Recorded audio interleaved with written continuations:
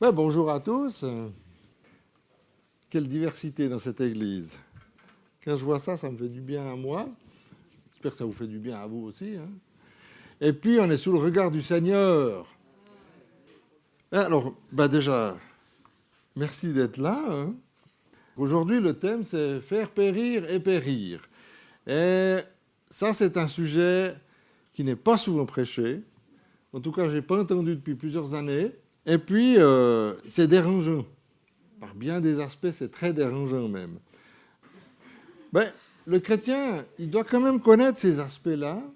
C'est pour ça que je pense que je l'ai eu sur le cœur depuis quelque temps, et puis que je vous le partage aujourd'hui. Parce que c'est important que le chrétien il se rende compte de tous les aspects qui existent dans son cheminement avec Dieu et dans son cheminement avec les autres. Et pour être fidèle à ma tradition, je vous ferai un cours d'histoire. Vous y attendiez, ça je suis sûr. Alors, celui qui frappe par l'épée périra par l'épée. Donc ça, c'est un proverbe bien connu, mais ça nous vient de la Bible. Et c'est Jésus qui s'adresse à Pierre dans Matthieu 26, 52. Et dans l'histoire, que ce soit celle d'Israël en particulier, ou plus générale celle des civilisations, on trouve la violence, on trouve la guerre. Tout ça, ça tient vraiment une place de choix.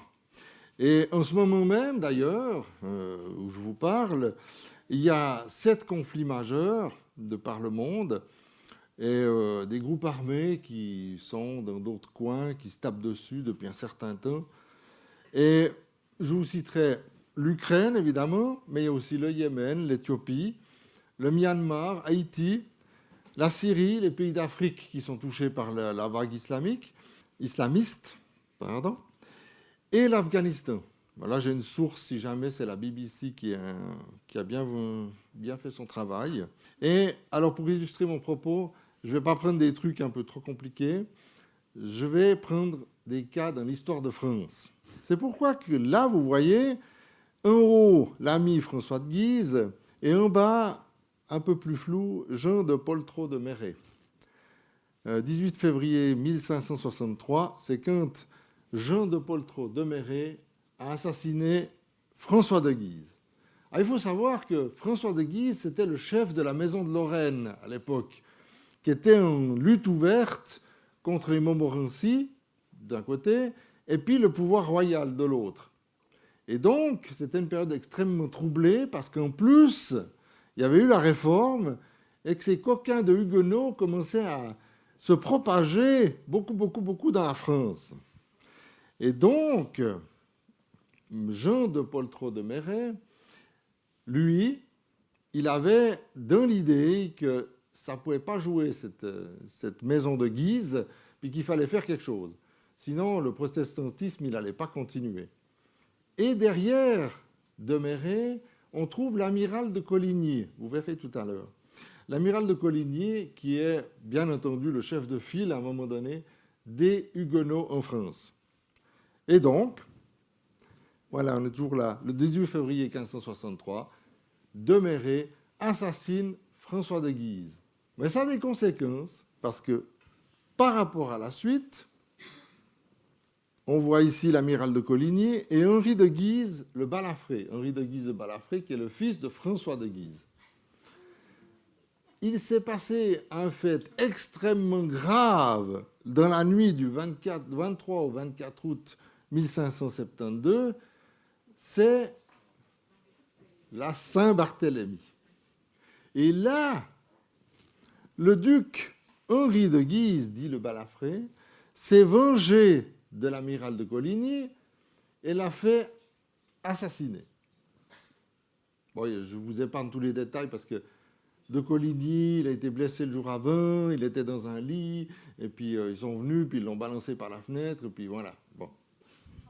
Mais vous avez vu déjà que l'ami de Méré, qui a été piloté par l'amiral de Coligny, l'amiral de Coligny, quick, celui qui frappe par l'épée périra par l'épée. Et puis nous avons à la suite Henri de Guise, encore lui, Ils ont des drôles de tête à cette époque-là quand même. Hein.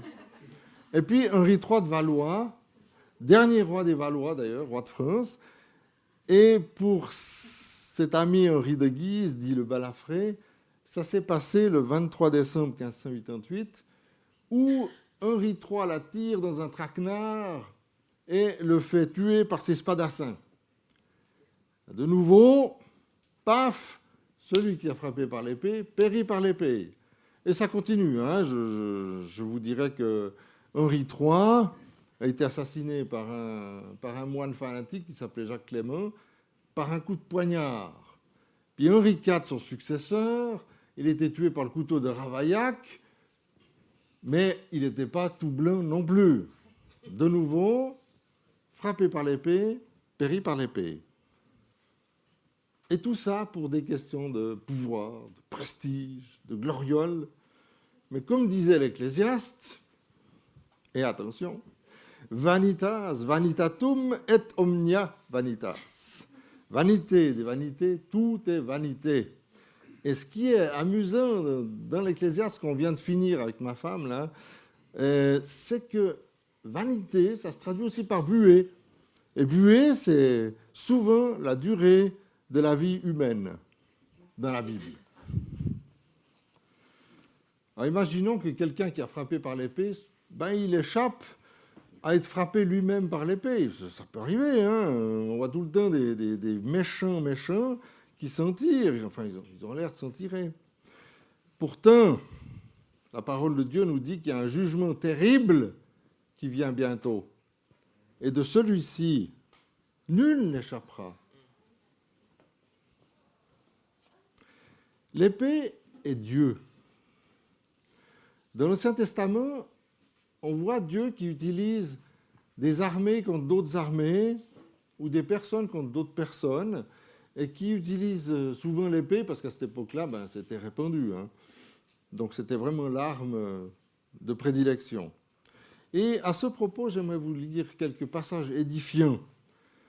Par exemple, contre son propre peuple, le peuple d'Israël, dans Jérémie 44, 13 et Jérémie 44, 12 à 20, « Je prendrai les restes de Juda qui ont tourné le visage pour aller au pays d'Égypte, afin d'y demeurer. Ils seront tous consumés. Ils tomberont dans le pays d'Égypte. Ils seront consumés par l'épée, par la famine, depuis le plus petit jusqu'au plus grand.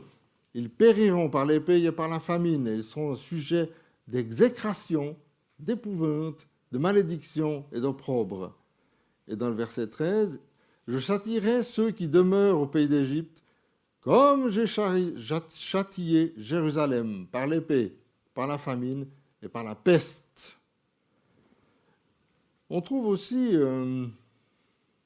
dans Ézéchiel 34, « L'épée fondra sur l'Égypte et l'épouvante sera dans l'Éthiopie. Quand les morts tomberont en Égypte, quand on enlèvera ses richesses et que ses fondements seront renversés. » Vous voyez, ce n'est pas que Israël qui a ramassé parce qu'il était idolâtre et qu'il avait désobéi à Dieu, mais c'est aussi l'Égypte, un retour des choses. Ou on a dans Luc 21-24, pour être un peu plus dans le Nouveau Testament, « Ils tomberont sous le tranchant de l'épée, ils seront emmenés captifs parmi toutes les nations, et Jérusalem sera foulée aux pieds par les nations, jusqu'à ce que les temps des nations soient accomplis. » Et on voit beaucoup dans les psaumes, notamment, des gens qui crient à Dieu, mais écoute, ce peuple, il t'a désobéi, mais quand même, il veut revenir à toi une fois. Et là, on trouve dans les psaumes 79, 80 et 81, par exemple, le cri d'Asaph qui implore Dieu pour le peuple d'Israël. Il y a encore bien sûr beaucoup d'exemples. Dans les livres des rois, on voit que Israël et Juda ont tellement désobéi qu'ils seront déportés. Et ils seront déportés par les Assyriens, ils seront déportés par les Babyloniens. Et je note au passage que les Assyriens, les Babyloniens de nos jours, on n'entend pas beaucoup parler. Hein, c'est des civilisations qui se sont effondrées. Il faut rappeler cette évidence, c'est que toute civilisation, un jour ou l'autre, s'effondre, y compris les nôtres, et sont appelées à s'effondrer. Parce que le jugement de Dieu vient. une fois ou l'autre. Celui qui frappe par l'épée payera par l'épée. Ça reste d'actualité. On trouve beaucoup d'exemples de cela dans Marc 13, 7, 8, 8, 13, 16, 18 et 21, 22. Et dans Matthieu 24, 12, 13 et 36. Dans Luc 21, 25, 28. Et le livre de l'Apocalypse, ou Révélation, indique aussi clairement la fin du monde, ou de ce monde donc des civilisations que l'on connaît. Alors l'épée est nous. L'épée est Dieu, l'épée est nous. Alors, parmi nous, je ne vois pas d'académiciens, ni de nobliaux du XVIIe siècle qui portent l'épée au côté.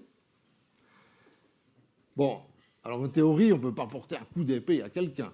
On est bien d'accord. Mais bien qu'on soit tous capables de le faire. Hein. Ça. Et pourtant, on a une épée en nous, une épée terrible, qui fait beaucoup de dégâts. Ça s'appelle la langue. Alors bien sûr, je ne veux pas résister au plaisir de vous lire Jacques 3, parce que c'est là qu'on trouve le plus édifiant chapitre de toute la Bible au sujet de la langue. Et ça commence d'une façon assez étrange d'ailleurs. C'est pour moi, c'est pour les prédicateurs, hein, c'est mes frères, qu'il n'y ait pas parmi vous un grand nombre de personnes qui se mettent à enseigner, car vous savez que nous serons jugés plus sévèrement. Attention, pas dire des bêtises. Attention, on est en première ligne.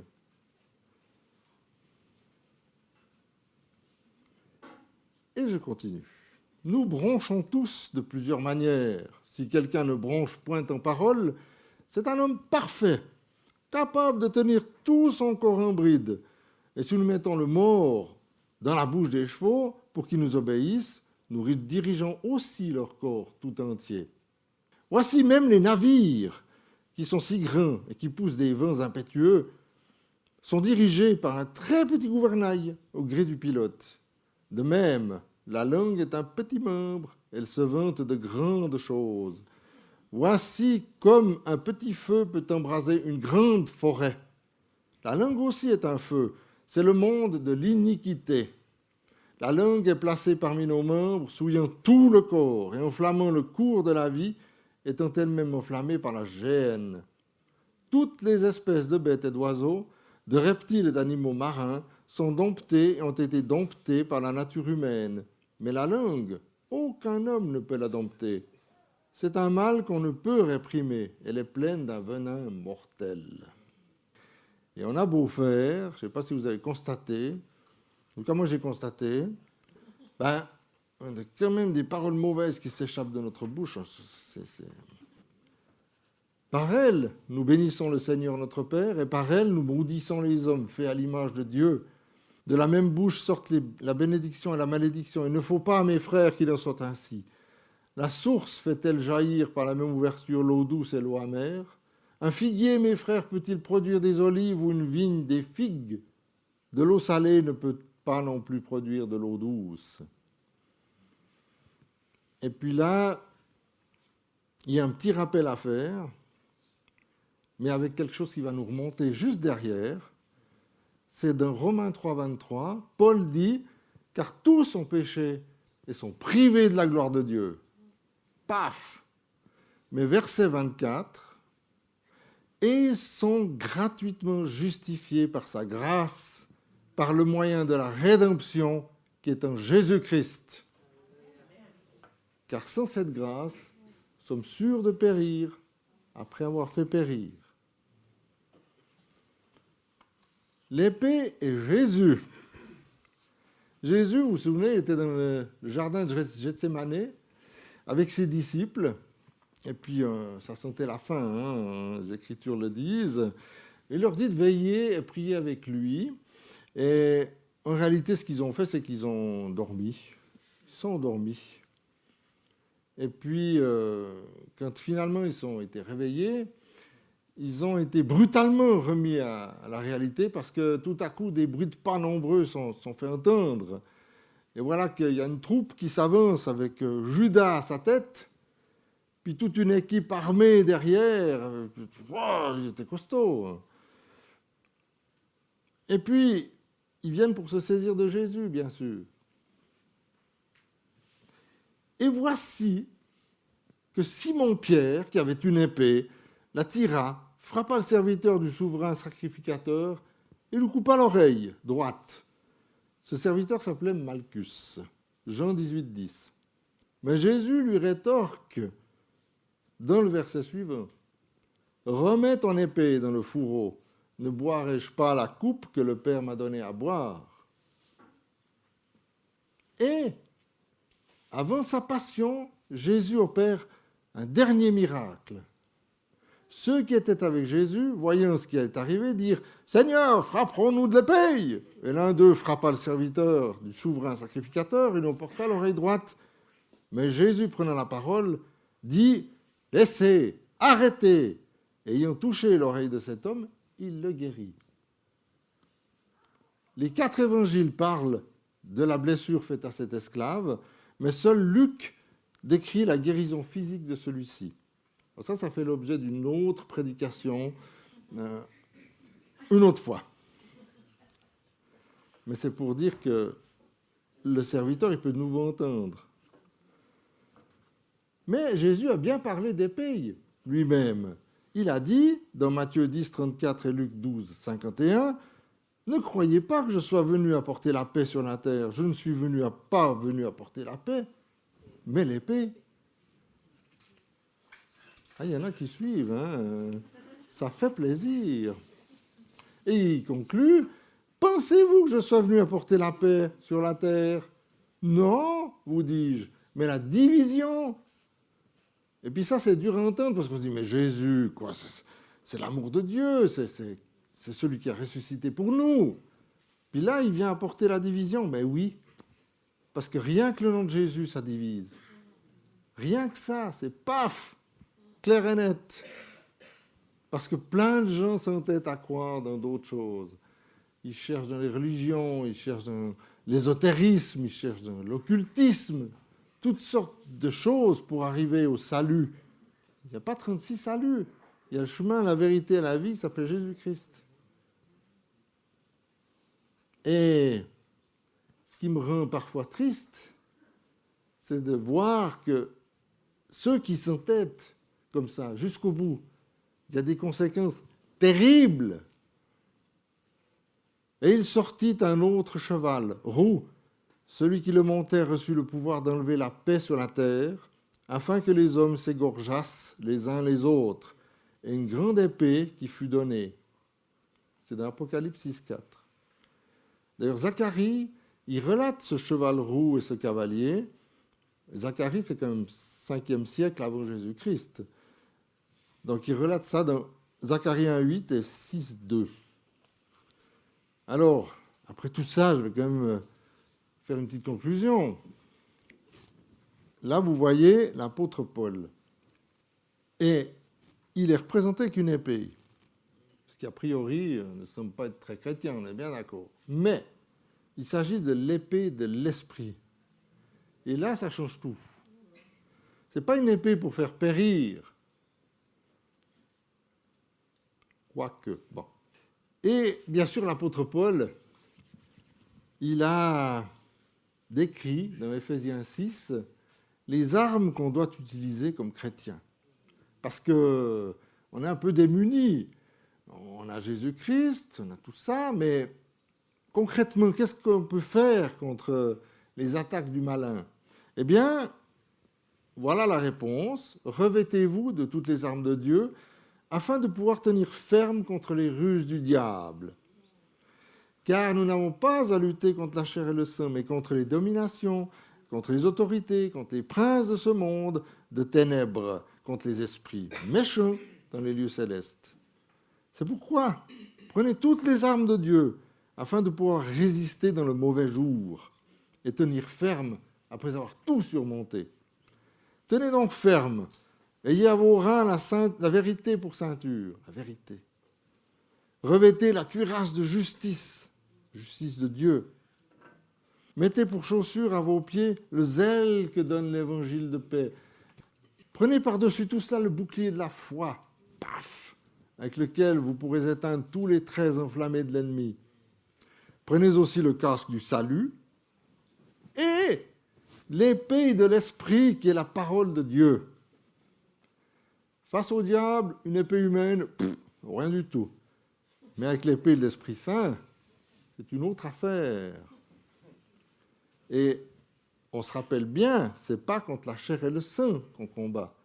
C'est vraiment contre des esprits méchants. Et là, il n'y a que l'Esprit Saint où ça fonctionne. D'ailleurs, rappelez-vous, quand Jésus a été tenté dans le désert, qu'est-ce qui s'est passé? Il a sorti la parole de Dieu, puis l'ennemi, hop, il a été mis en déroute. C'est la même chose pour nous. On doit veiller, et c'est important, à rester en communion avec Dieu, avec l'Esprit Saint. Parce que comme ça, l'ennemi, il va aussi fuir. Alors, Hébreux 4,12 rappelle quelque chose avec force. Car la parole de Dieu est vivante et efficace, plus tranchante qu'une épée quelconque à 2 tranchants, pénétrante jusqu'à partager l'âme et esprit, jointures et moelles. Elle juge les sentiments et les pensées du cœur. Waouh! Ça, c'est une épée. Parole de Dieu. Nul n'est supérieur ici-bas à autrui, personne. Tous auront à rendre des comptes au jour du jugement. C'est pourquoi je vous encourage, je m'encourage d'ailleurs moi-même à continuer à marcher avec Dieu, à lui faire confiance en toutes choses. Et si quelque injustice est commise à votre égard, laissez le jugement de Dieu se faire, car le châtiment est dans ses mains à lui. L'épée qui peut tuer un humain n'a rien à faire dans nos mains. Mais à contrario, l'épée de l'esprit, elle est utile, elle est nécessaire aux chrétiens parce que sanctifiée par Dieu. Et je termine par Hébreux 4,16 qui dit « Approchons-nous donc avec assurance du trône de la grâce afin d'obtenir miséricorde et de trouver grâce pour être secourus dans nos besoins. » Amen. Père Céleste, en sacrifiant ton Fils Jésus, tu nous as ouvert la porte de l'éternité.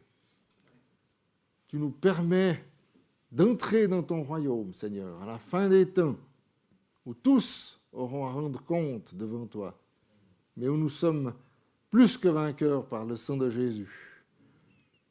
Merci Seigneur pour cette épée de l'Esprit que tu mets dans nos mains et de toutes les armes qui nous permettent de résister aux méchants, aux vilains, à ceux qui règnent dans les ténèbres. Et nous te remercions Seigneur pour tous nos frères et sœurs qui ont ces armes pour combattre encore aujourd'hui en ton nom. Merci Seigneur de nous bénir tous et nous louons ton nom qui est au-dessus de tous les autres noms, Seigneur Jésus. Amen.